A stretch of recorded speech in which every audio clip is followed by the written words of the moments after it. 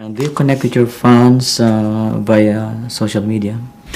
I don't really with social media. I mean, I connect with them on the streets.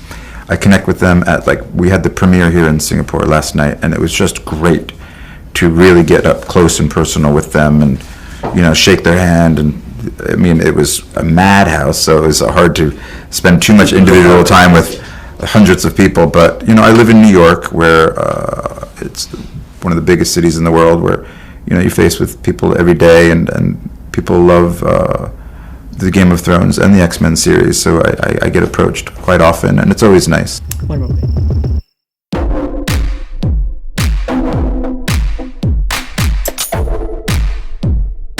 Hi Peter, how are you? Good, how are you? You have millions of fans, not only all over the world, including the Philippines. Boy.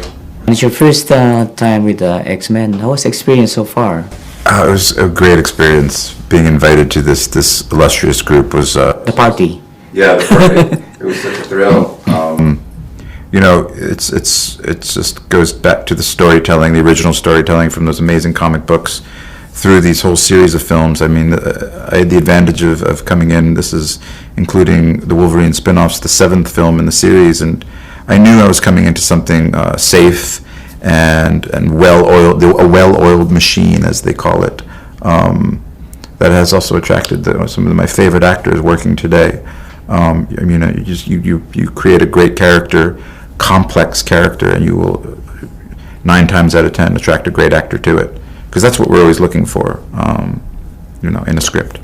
When was the first time you saw your first X-Men, and did you imagine at the time that you would be in the franchise? And what role would you like to have chosen to play aside from the scientist? Well, it was about 14 years ago now that I've seen the first X-Men when it came out. And at the time, I presume. Yeah, I was. Yes. Yeah. Yes, I was. No, I was more. Oof, I wish.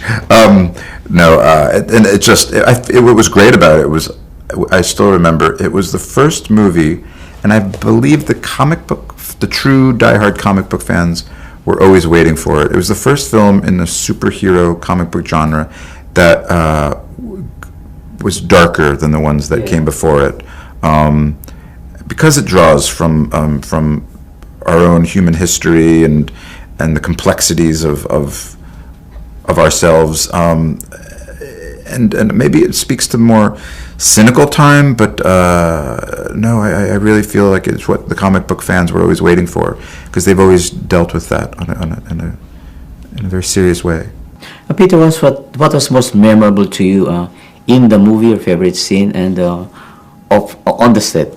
Well, you never forget your first moment on a movie like this, and for me, it was the scene where I'm, where I'm proposing my ideas in front of the Senate committee there. So it was just sort of me at a table far removed from a lot of amazing faces. 2 of which were creators of the original comic book, in cameos. If the true fans will see them there. But yeah, so that's always memorable, your first time, and nerve-wracking. And then, of course, when we were doing a scene where all the X-Men are there, the core group, people on this poster from the past, are all in the same room together. That's always fun. Yeah, the young, the senior, and the juniors. Yeah. Well, you've been shuttling between X-Men and, of course, Game of Thrones, and so many other activities. How do you juggle your time? I don't know. You just sort of have to go in guns blazing and hope for the best. I mean, I have a great small group that helps me with those things, organizing my time, because I certainly am not good with it. But, I shot X-Men right up until I had to leave for Ireland to start shooting the next season of Game of Thrones. And it's so great when you're able to do that, because sometimes you do have to make the choice. Sometimes you don't have a choice. So this worked out brilliantly. Yes, it's very obvious that you have lot of fun in portraying both Bolivar Tusk and X-Men and Tyrion Lannister in Games of Thrones. Yeah, they're great parts. Yeah. You have a huge following, as said, around the world. And do you connect with your fans via social media? I don't really with social media. I mean, I connect with them on the streets.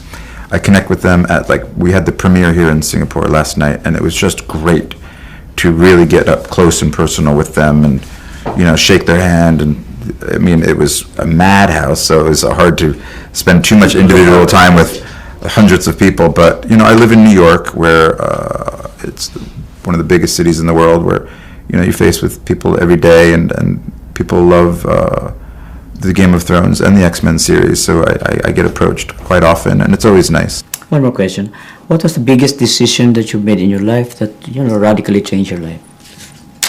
Oh boy, well, I guess the biggest change in one's life is becoming a parent. I'm a parent now, and that there's no going back. There's the life that came before having a child is sort of pales by comparison. You only have one? Huh? You only have one child? Yeah. Okay. Only one.